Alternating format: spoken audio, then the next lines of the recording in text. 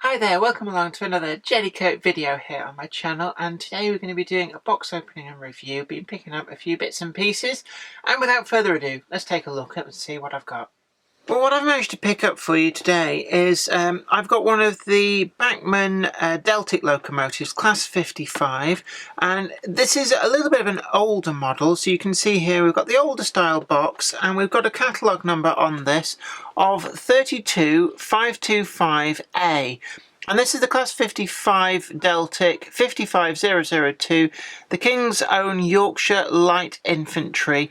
And this is in the BR two-tone green, but with the tops number. And there's a particular story behind this. This was when the locomotives were coming up for withdrawal.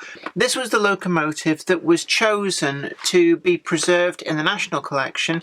And a repaint was sponsored for it into its original two-tone green livery for the final 18 months of traffic, and just as an insurance in case it met some kind of an incident that would have rendered it unable or uneconomical to be preserved. There was another one, I believe, 55005 was set aside and wasn't scrapped, just in case anything happened to this. So that's the particular story behind this livery. So we're looking here at around 1981 for this particular livery.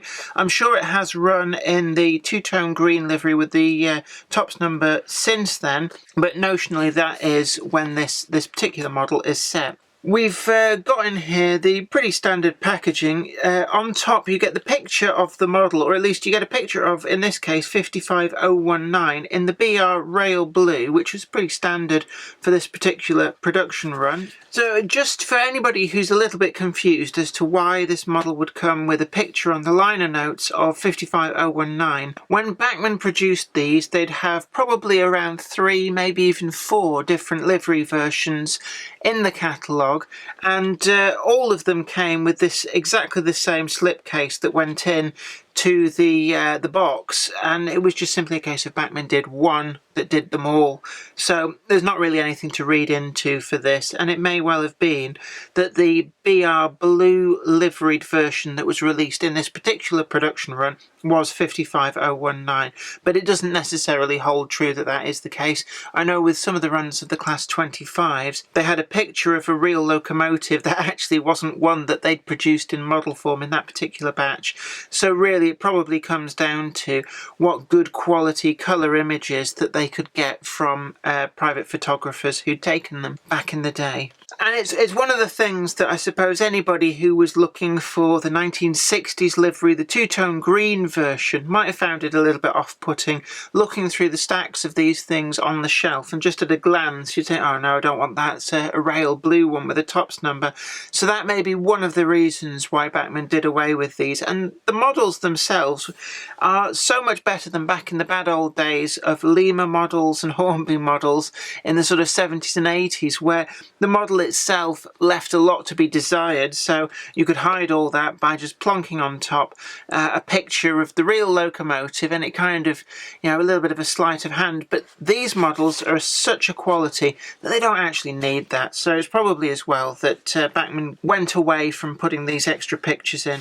We've got some guarantee material here, and also the maintenance guide. So it gives you the pretty typical exploded diagrams of how this locomotive goes together, with a list of part numbers in case you need to order any replacement parts. Really, the reliability on these locomotives is such that you shouldn't really need to ever order any of this stuff. But one of the things which, you know, if you were to do something wrong, you can burn out a motor, so these are available as replacement parts through Bachmann. And actually my experience of Bachmann is that they are pretty good when supplying replacement parts for various bits and pieces.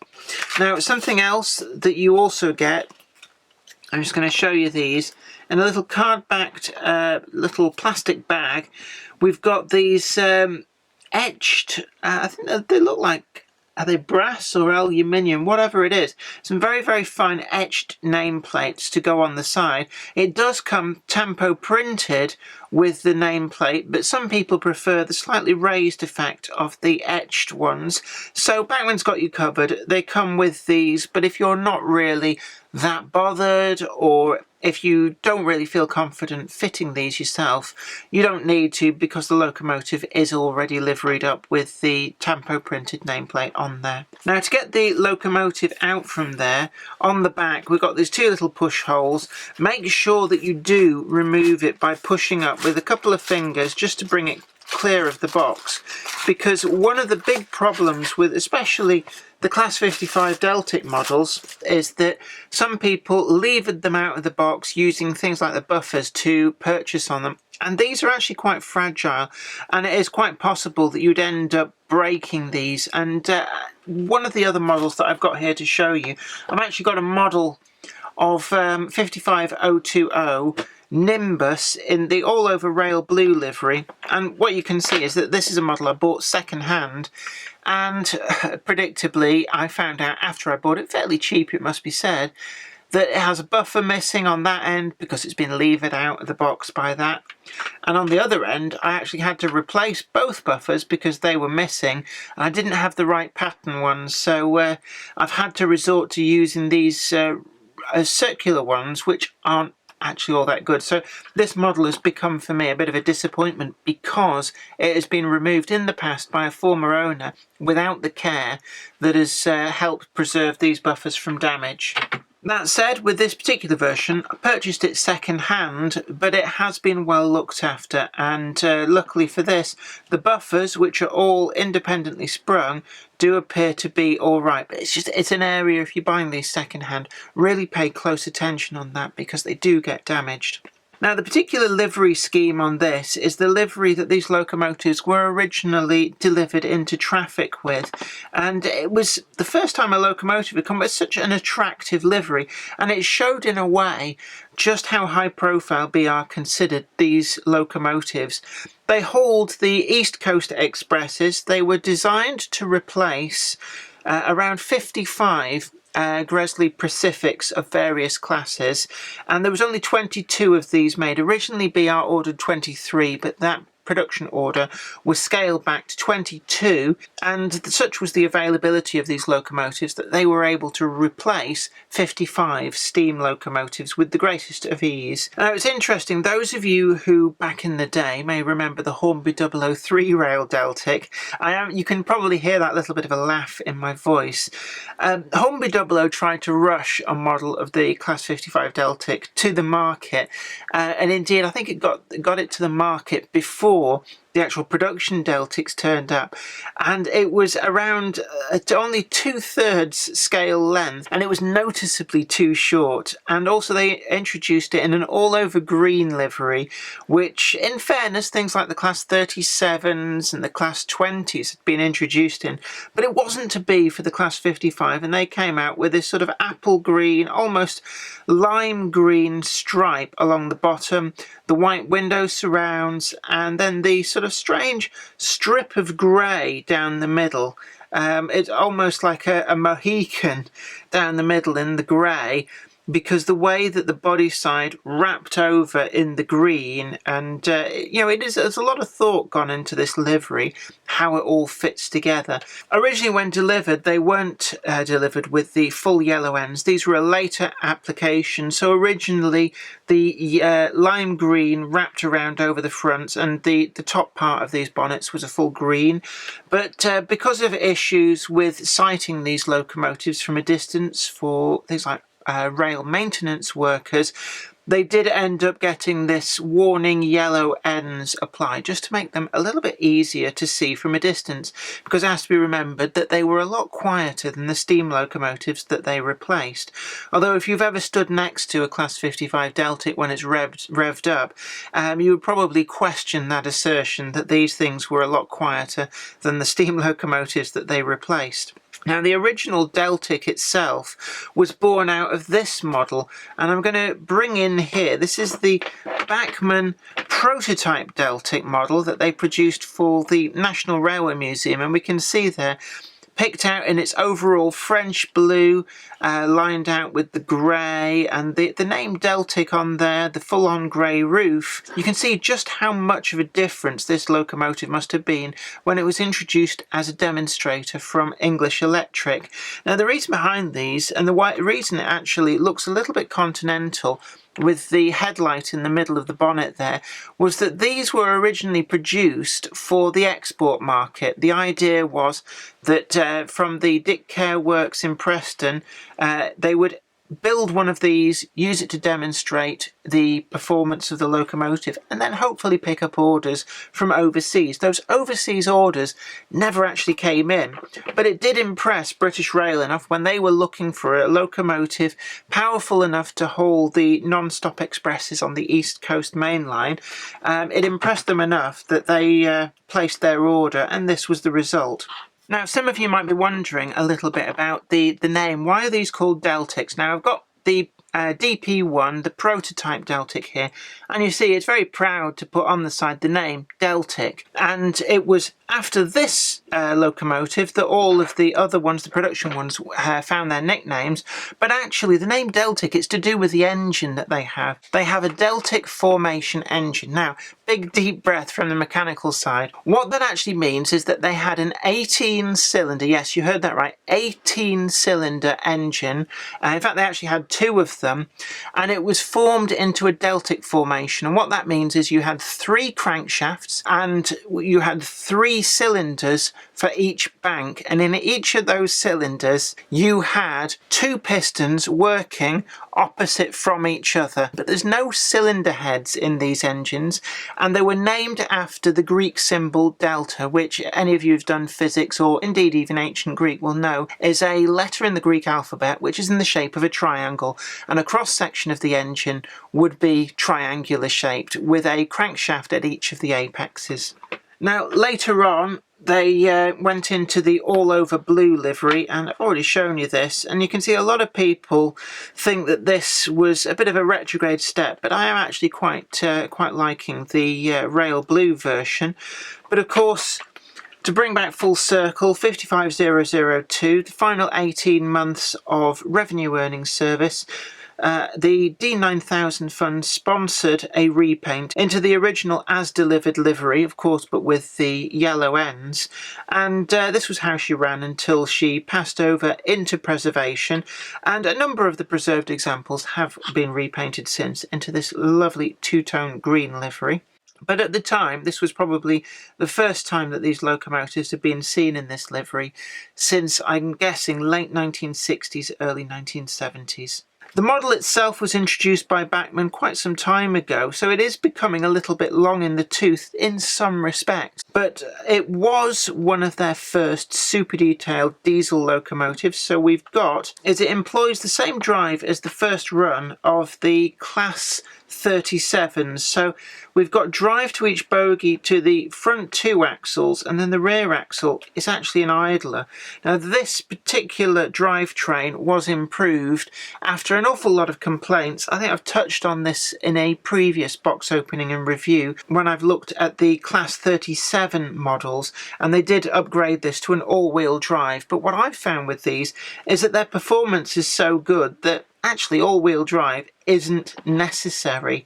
But one of the things, if you're interested in buying one of the prototype Deltics from the National Railway Museum, this has the later style chassis, and you can see there all of the wheels in both bogies are all-wheel drive. So the production version did later on receive this chassis, but in terms of detail, outwardly at least, you wouldn't really notice a difference.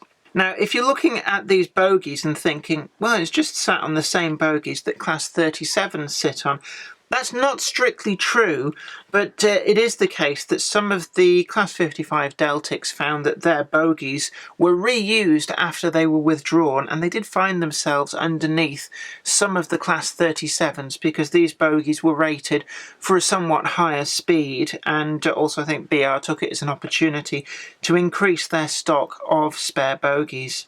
In terms of the rest of the model, well, we've got flush glazing and the glazing itself in the cabs as well. It follows that wraparound body style really quite nicely. Inside the cabs too, we can see that the full cab interior is modelled perfectly, and if I try and, let's just see, one of these ends will be the number one end. Yeah, if I turn this round, what is notionally the number one end, we can see it also comes with a sitting driver figure in there already fitted, which is a nice touch, because to get these things open, whilst it's actually quite easy, it just saves you that bother to get in there to fit a driver. Now, as this model is an earlier production run model from Bachmann, it doesn't draw attention to the fact that it is DCC ready. It's not DCC fitted, but these particular models have hard on the motherboard an 8-pin socket. So if you do get one of these older version models and you do want to DCC chip it, it is fairly straightforward, but you just have to bear in mind that you will need an 8-pin decoder rather than the more normal 21-pin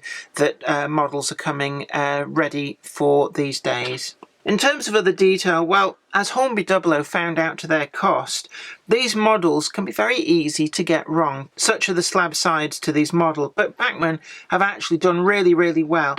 They've got that characteristic tumble home underneath at the bottom, and that's where the body side curves it back inwards slightly, and that is actually really nicely realised, and that's one of the areas that it would have been really, really easy for Bachmann to get wrong. We've also got really, really crisp application of the livery. The demarcation between the light lime green and the darker BR Brunswick green is really, really sharp, and that line is perfectly orientated. There's no slope on that, which might have been quite easy to do if they'd have messed up on the tampo process. We've also got the window surrounds picked out in this very, very delicate silver, and that is nicely done. There is very, very small amount of bleed over around the edge. It's actually quite difficult to see, but I think it's a consequence of the silver being applied to the actual window mouldings, the clear plastic, rather than the body side.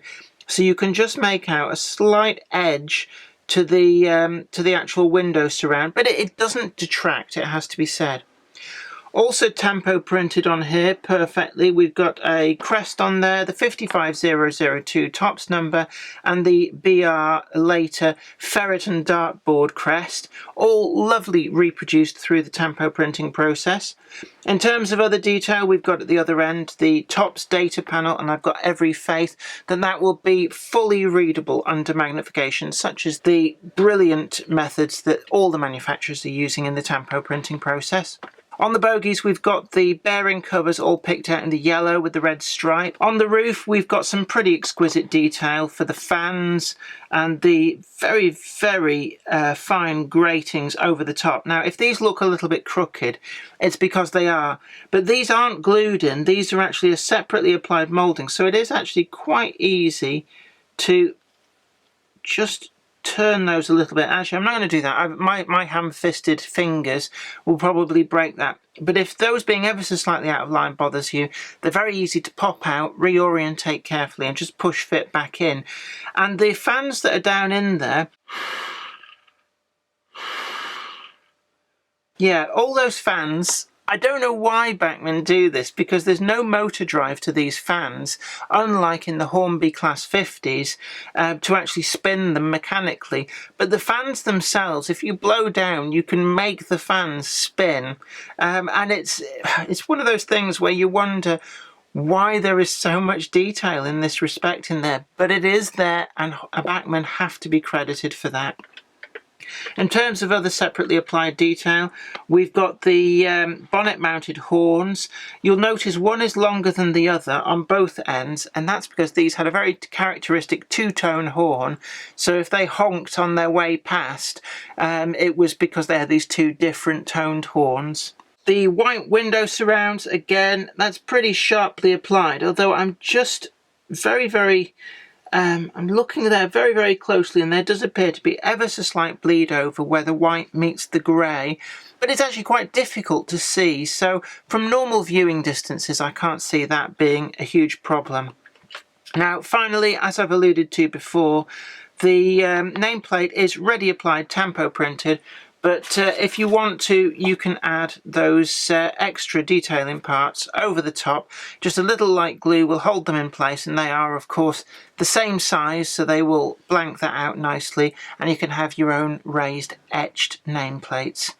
Overall, from Bachmann, this is a really lovely model. It does run exceptionally silkily smooth, and despite that this particular version isn't all-wheel drive, it is able to romp away with some scale length trains. In fact, you will probably run out of coaches and track to run it on before it runs out of go to pull them, such as the performance from the motor and the 8-wheel drive that Bachmann has built into this model. So overall, I would give this probably a good solid 8.5 out of 10. It is an old model, it has been around for a good 15 years or so, but it still holds its own, and certainly it's good enough that there's been no sign of any competition from any of the other manufacturers. And Bachmann do keep bringing these out. I think there's a new model in the current catalogue, so there's an ample supply second-hand on the open market if you want to pick yourself up a more affordable version and you're not too bothered about having one that has been around a little bit. But just do be careful, and when you have a look at the second-hand versions, just keep your eye on these buffers and make sure that you're not buying an example that somebody has levered out of the box and done any damage to. Well, I hope that was informative to you. Thanks again for watching. Don't forget to like this video, share it too, and also subscribe to the channel and ring that bell, and you'll be the first to know about new videos as and when they go up. But until next time, you take exceptionally good care of yourself. And this is me, Jenny Kirk, saying take care, bye for now. Today's video has been brought to you in part thanks to the generous donation of my fans on Patreon. And a special huge thanks goes out to Anthony Kidson, Mark Anthony and Michael Churchwood. If you'd like to help support the show, head on over to patreon.com/Jennifer Kirk. Thank you. Today's video has been brought to you by my books, Bringing Home the Stars, Twinkle Little Star, and also you can get the complete comic collections of All Over the House, Books 1, Books 2, and also the wacky zany Life of Knob T. Mouse. Thanks, and catch you later.